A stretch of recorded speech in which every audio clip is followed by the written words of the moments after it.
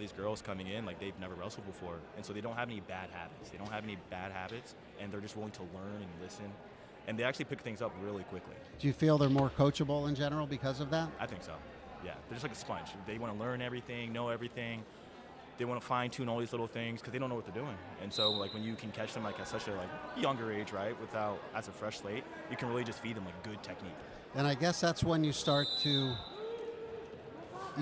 not progress as a wrestler, right? When you don't have that sponge mentality of always continuing to want to learn. Oh, definitely. You keep making the same mistakes. And that could be influenced by good reasons. Maybe you're getting ready to graduate college and you're thinking more about your career than you are wrestling. You might not be that sponge as much as you used to be because you're transitioning. But definitely. And Trey, I like what you said a lot about they don't have bad habits. Yeah. Just being a club coach myself in various aspects.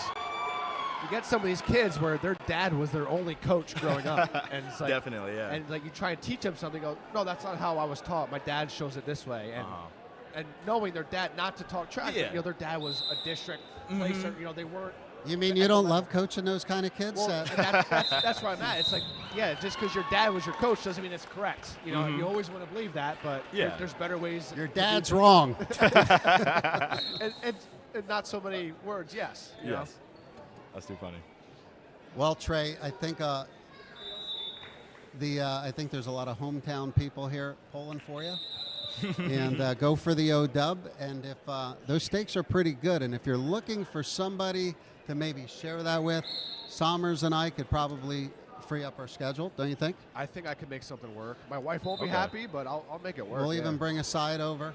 I mean, if you guys want to grill it up. Let's do it. I'll split it.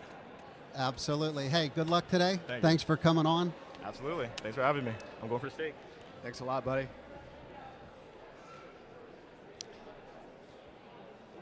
Great young man there. You know, it's great to see him being involved. A lot of, Jordan Cutler. How fortunate are you to have a 3-time All-American being the head coach of your women's program over at Easton? But I'll, give credit to Jody Karam.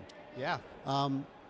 He utilizes all of his resources. He's become a much more effective, CEO of a program as a coach. That's how over a lot the of head years. coaches are lately. Yeah.